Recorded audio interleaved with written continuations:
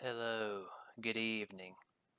I hope everyone is doing okay, and I hope that, I hope you had a good day, a good week. It's Friday right now as I'm recording this, and I've gotten a little bit of time to sit down and sort of document my game as so far. And so we're going to do a quick recap of where we were in the previous episode, and then we're going to continue on with our story. So, in the previous episode, we introduced the Hannibal tribe, which is on the planet of Thorun. And as you remember, Thorun is essentially a series of biospheres that are connected by tubes. And pre-Scream, this planet was a prison planet. That was over 1,000 years ago, and unfortunately, time has not been very good for the people on Thorun. But now, as we zoom into the clan or the tribe of Hanaklees people, we can see that it's a time of, I guess, uncertainty as a new heir is set to be chosen, a new heir to the chiefdom of the Hanaklees, and that is decided by a trial. This trial requires each of the heirs to go out on a 3-day journey into the wilderness of Thorun, which is no easy task, and they must find an item of value and bring it back by the end of the 3rd day. So that's sort of the background of our story so far. Our first heir that we have followed into the wilderness is Hannibal. Hannibal is the oldest son, at least the oldest living son.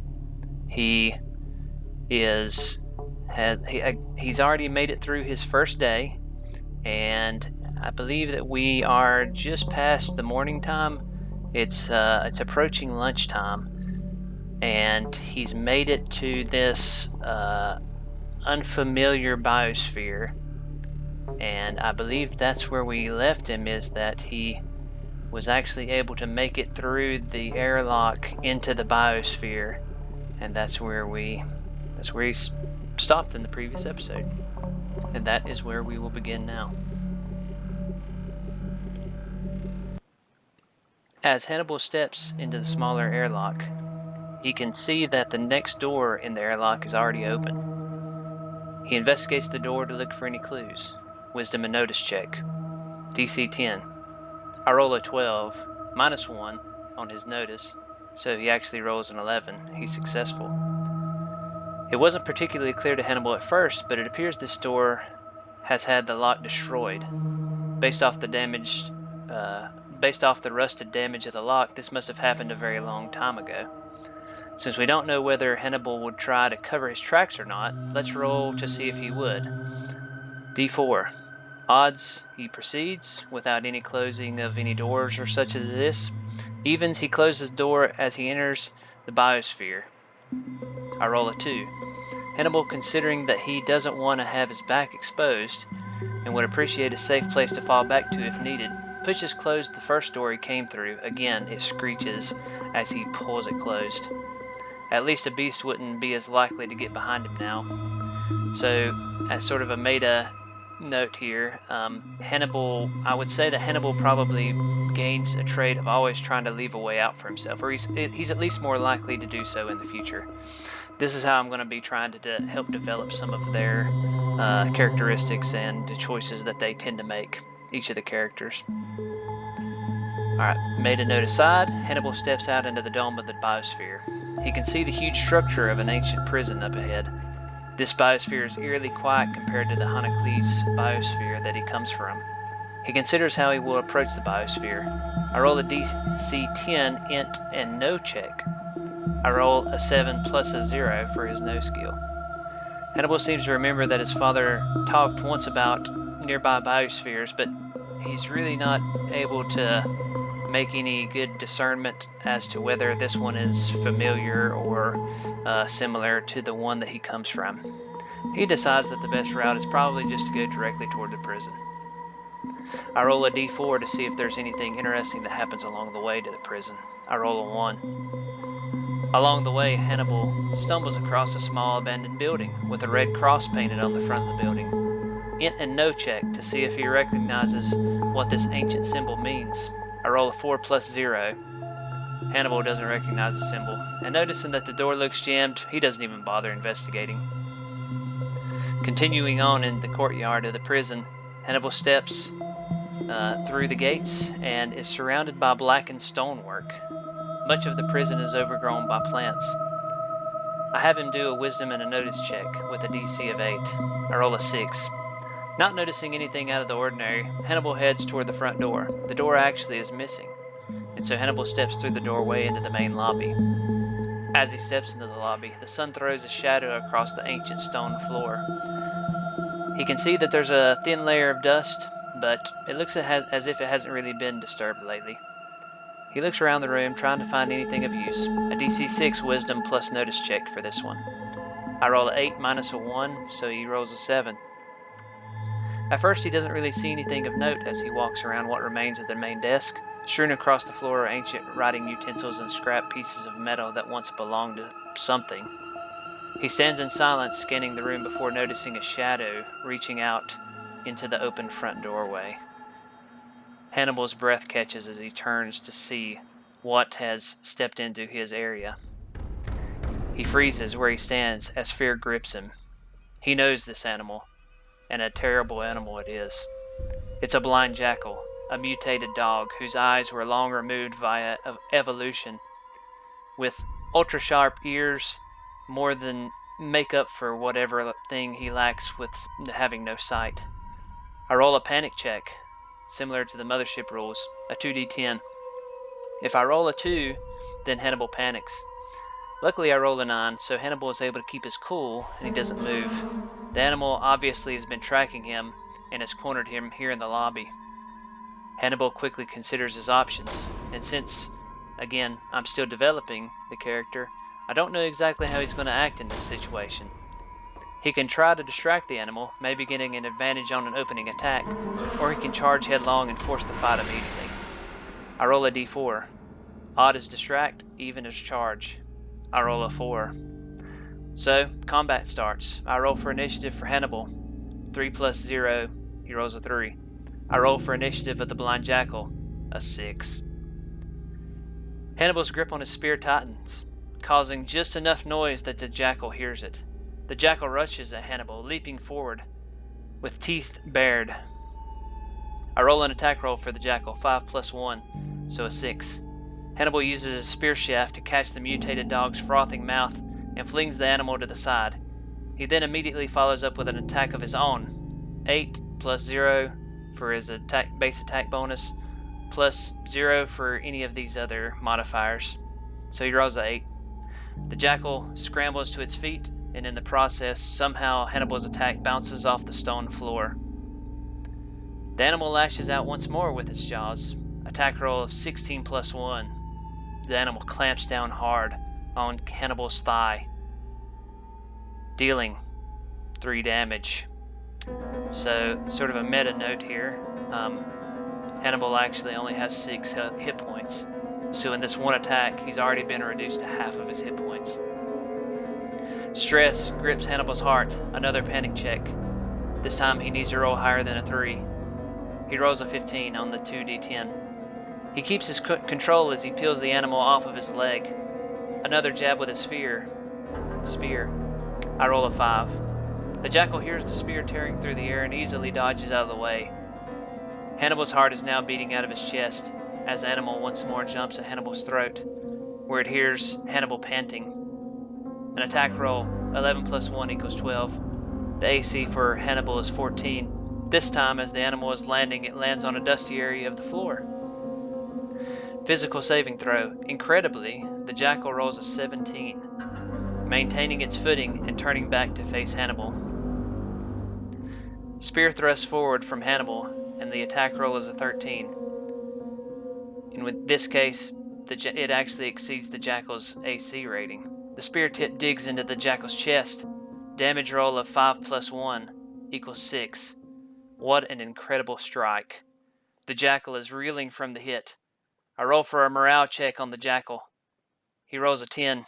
The jackal, not expecting its prey to be so strong, disengages from the fight, bolting through the open doorway, growling. After a few minutes, the only indication the jackal was even there was a trail of black blood leading out. Hannibal now is leaned against the nearest wall, gasping for breath. He looks down at his leg and cringes. Already his pants are soaked dark red. It's not good. He needed a place to tend his wound in peace. He climbs over the desk through a doorway in the back of the room. The doorway opens out into a hallway. To the left there are 2 rooms, and to the right there is 1. So, again, I roll a d4, odd left, even right. I roll a 4. Hannibal heads to the lone room down the hallway to the right. He checks the door. It's locked. He tests the strength of the door. It feels like it may budge. A DC 6 strength plus exert check. I roll a 4, minus 1 equals 3. Hannibal slams his shoulder against the door, but it doesn't budge. Getting frustrated, he decides to turn back and check the other 2 doors down the hallway.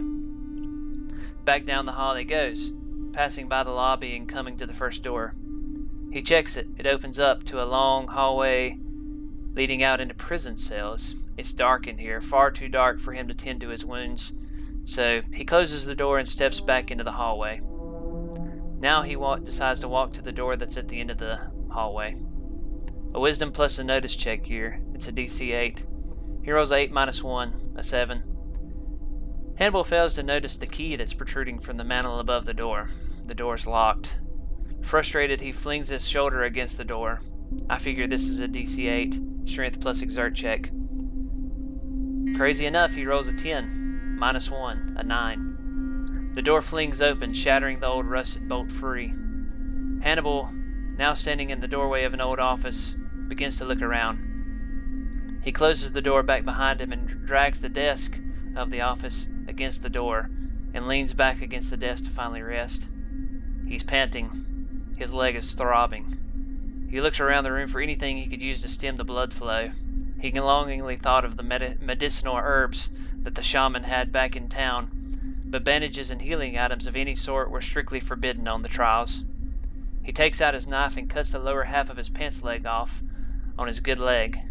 He then gathers the rope from his pack, cutting off 2 3-foot-long strips of rope. Peeling his pants down from the waist, it reveals the wounds on his upper left leg. He winces. A couple of teeth went really deep. He's got nothing to clean the wound with. He takes the strip of pants he had cut off and lays it over the wound. It burns like wildfire. He pulls his pants back up, trying his best to keep the makeshift bandage in place. He then takes the 2 pieces of rope and gently tightens them on each side of the bandage that's covering the wound. At least he's kind of judging through his pants leg where that makeshift bandage should be. And he's hoping that the rope would hold the bandage tight in position. Before he realizes it, as he kind of leans his head back against the desk, he drifts off to sleep. When he wakes back up, it's around noon. A little bit after noon, probably. Maybe around 1 o'clock. The sun is no longer shining through the window of the office, but the office still rather is well lit. Because Hannibal was able to reach a safe position and fasten a bandage of sorts, will allow him to do a heal check. But the DC is 8, because he didn't really use very good tools. He rolls a 3 and a minus a 1, a 2. Despite his best efforts, the wound is still throbbing, and he feels even more drained than before. Because of this, I add a system strain to him. Hannibal decides to take a moment to eat. Some of his strength returns as he sips some water from his water bag. He's fairly certain that the jackal won't be back. That was a nasty wound that it suffered. But who knows what other creatures might be lurking here. He's beginning to consider going back to Honocles. Is it really worth dying on the potential to get this trial over with and be successful? Is a chieftain worth his death? Maybe. Maybe not. He does have the ancient sword after all, the one that he found along the way. It could be that this ancient sword might be enough to earn him a right to his father's chiefdom. Maybe it isn't the best treasure for a trial, but he could probably convince the tribe that it was worthwhile. And then, while he's sitting there, he thinks of his brother. Masenko would definitely return with something wonderful. He already knows. This old sword wouldn't be enough.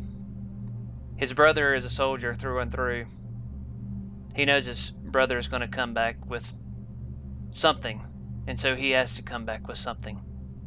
Hannibal grits his teeth and stands up, pushing the desk aside. He had to go deeper into the prison. He kept the door open in the office to allow light to spread through the hallway. Then he entered into the cell chambers. The light was very faint here, but still not so faint that he couldn't see with it once his eyes adjusted. He walked down the middle of the prison cells. It was very eerie and unsettling. Most of the cells had been opened eons ago.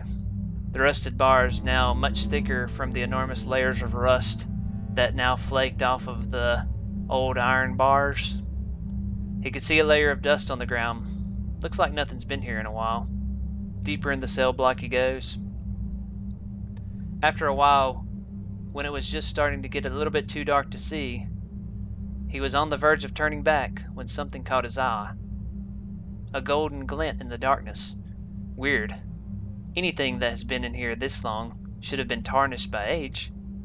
Thousands of years? There's no way that something shiny that's been here from the beginning would still have any sort of shine or glint to it. Back in the last cell on the right, he can barely squint. In the back corner, he can see what looked like some sort of a figure on the ground. As Hannibal is approaching, he can see it was a clothed skeleton, and the golden glint he saw was from a ring. He investigates. But this is not just any ring. No, he's seen this ring before. Even in the dim light, he knew what it was. The sinuous band was quite unique, and he had never forgotten it. It was his eldest brother, Joski. He's finally been found. Sadness grips Hannibal's heart. Suddenly the trials did not matter so much. He reached down and carefully removed Joski's ring, placing it on his own finger. No other items were present around his brother, but he couldn't leave him here. Not like this. Not now that he knew where he was. But doing so would maybe mean that he would be out of time. He had to bury him. He needed to start back early. His wounded leg, it really wouldn't do much for speed on his return. So be it, Hannibal says, to no one in particular. He reaches down and cradles his brother's bones. Once back out in the sun, he can see the dark blood trail disappear off into the weeds around the entrance of the courtyard. The courtyard may do as well as any for a grave. He laid his brother down and started digging with his bare hands.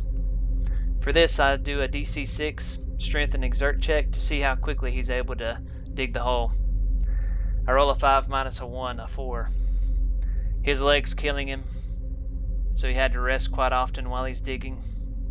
However, he is persistent, and even though he doesn't do it quickly, it wouldn't stop him from digging the grave. Even if it meant that he was late for his return, even if it meant forfeiting his claim, he would see this done. Finally, by late afternoon, the hole was dug. He laid his brother into the grave. Before he pushed the dirt over, he said a silent prayer.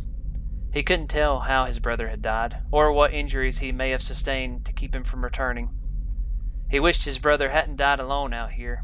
He wished many things in the silence of that ancient prison's courtyard.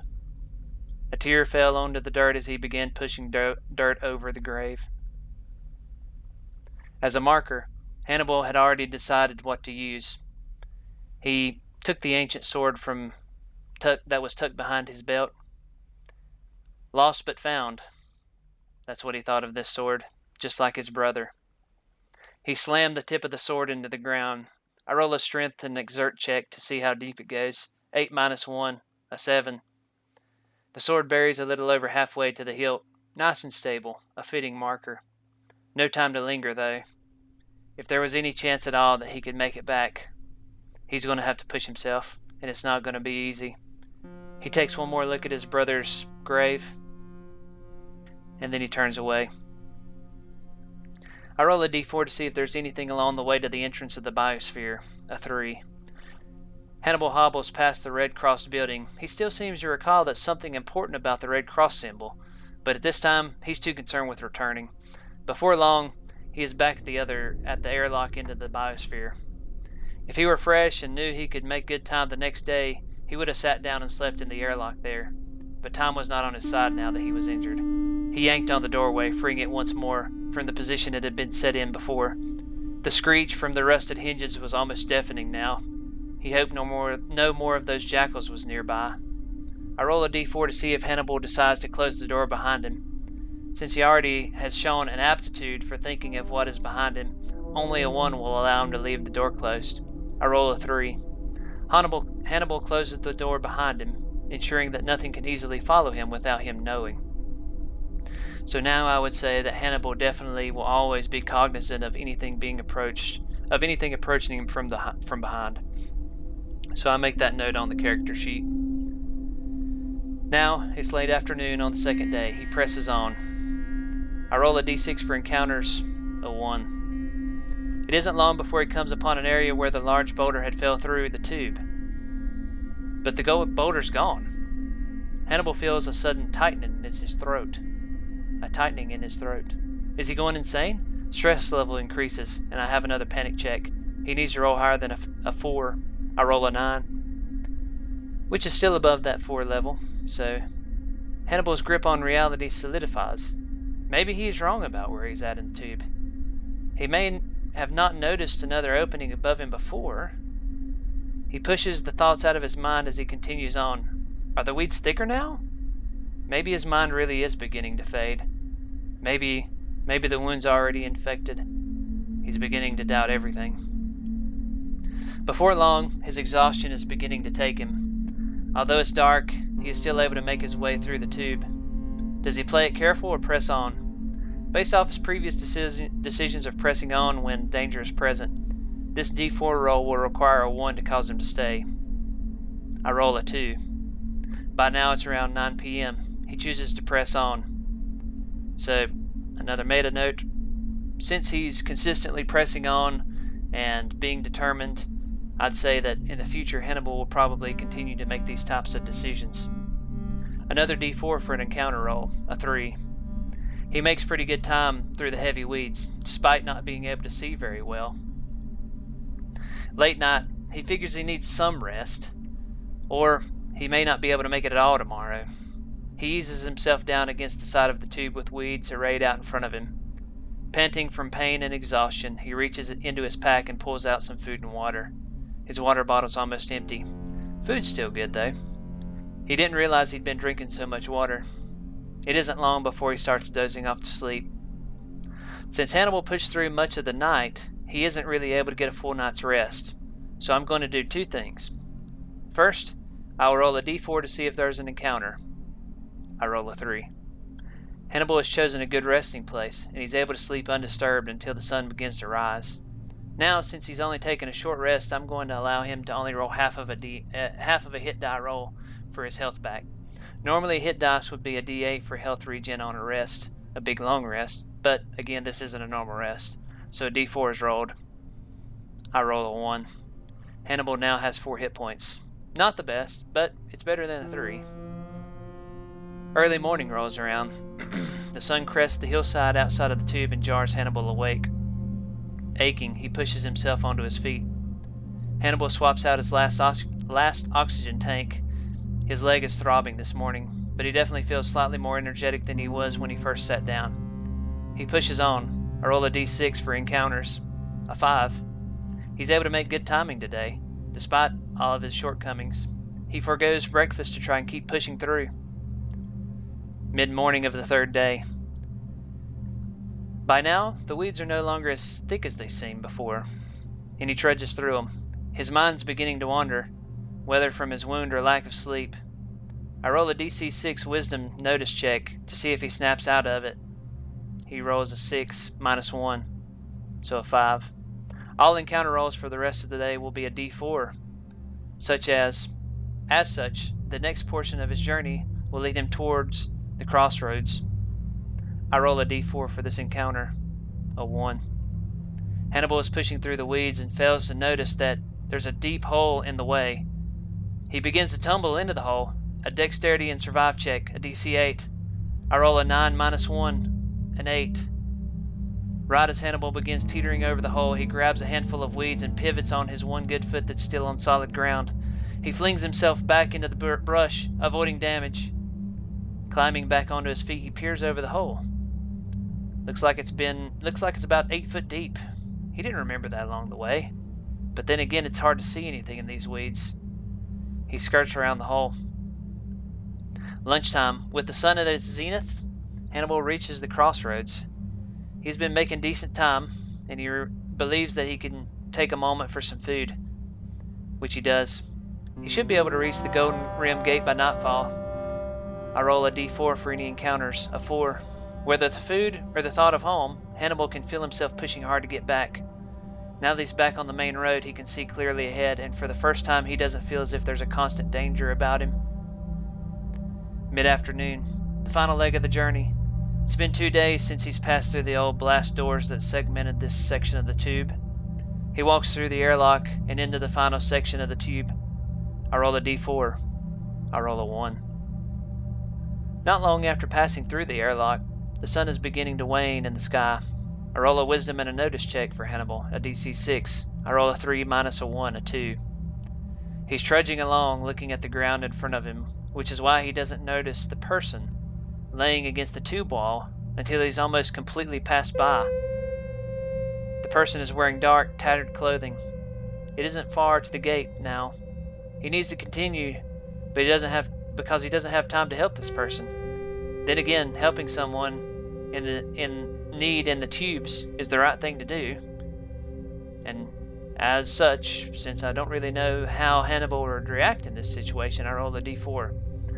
Odds, and he continues on. Evens, and he helps the person. I roll a 4. So in situations like this, another meta note, Hannibal is going to be more likely to help those in need in the future. Hannibal walks over to the person and calls out. The person doesn't move. He reaches down and rolls the person onto the person's back. It's a man. It's with a dirty, unkempt beard. He doesn't wear a mask per se, so much as tubes that run directly into his nostrils. Hannibal can see that the oxygen tanks on the stranger's hip. They're similar to his, a little bit different. His clothes are tattered, though they look as if not long ago they may have been relatively nice. The stranger has a dagger at his belt, stained black with blood. Hannibal is beginning to question what may be going on here. Just then, the stranger's eyes flicker open and he grabs for the dagger. Hannibal skitters back with his spear at the ready. "Who are you?" Hannibal asks the man who is struggling to stand with the dagger in hand. "I am Marcus, from the Derib biosphere," the stranger responds. Derib biosphere? Hannibal had never even heard of that biosphere. The stranger continues on. "I have been tasked with finding the path to the Hanakles biosphere once more, a path that has been lost for 100 years. Hannibal's eyebrows rose at this, as he asked the stranger, "Your dagger is stained. How do I know you aren't just a murderer on the run?" "Because," the strange man mused, as he reached into his shirt with his free hand, "I have this, the seal of House Derib." Marcus held out a beautifully sewn banner, about 1 foot long. It was blue with an ancient missile at the emblem. Time was running out. He could either trust this man or not. An odd roll would mean that he doesn't trust him. An even roll would mean that he does. I roll a 2. Hannibal lowers his spear tip, as Marcus does the same with his dagger. "You're in luck, stranger. Hanakles is up ahead. Come." Hannibal begins trudging along as he hears Marcus sheath his dagger behind him. Finally, as this is the 3rd day of the journey, and as if it has been a lifetime ago, he reaches the Golden Rim Gate. "Wait out here," he says to Marcus. "I'll go in first." The stranger, sort of expecting this, nods. Hannibal reaches forward and grips the door handle. It's locked. It's unlocked. He steps into the airlock and pulls the mask up over his head, glad to be free from it. He closes the door behind him. He knocks on the entry door into the biosphere. A metal slide at eye level opens up to reveal a set of familiar eyes. He can see the eyes turn up at the corners in a smile. Even through the thick door, he can hear the guard exclaim, "He has returned!" And that's where we're going to stop for this episode. Hannibal has been able to make it home safely, but he has a new person in tow. What will this person bring to the Hanacles tribe? Goodwill or terror? We don't know. That's for a future episode. As for Masenko, Hannibal's brother, we still need to learn what happened to him. Because during this time that Hannibal has been journeying through the tubes for 3 days, his brother has as well. So, that's what we'll do the next time on the next episode. We're going to journey with Masenko, and we're going to see how his journey unfolds. And then further on down the road, we'll see what this new stranger, Marcus, has to offer for the Hanacles tribe. I hope that you enjoyed the episode. I had a lot of fun making it. I've been having a lot of fun playing this solo game. If you're interested in knowing how I do it, you can just message me and I'll kind of give a little bit of an explanation. If you enjoyed it, please leave a like, a subscribe. I just do this for fun. I'm not really hoping to gain any kind of fame or anything like that. I just have a lot of fun doing this on my own and playing the game by myself. And I've just been recording just because I thought I might could share with somebody. So if you do enjoy, like I said, tune back in next time and we'll check out and see how Masenko's journey goes.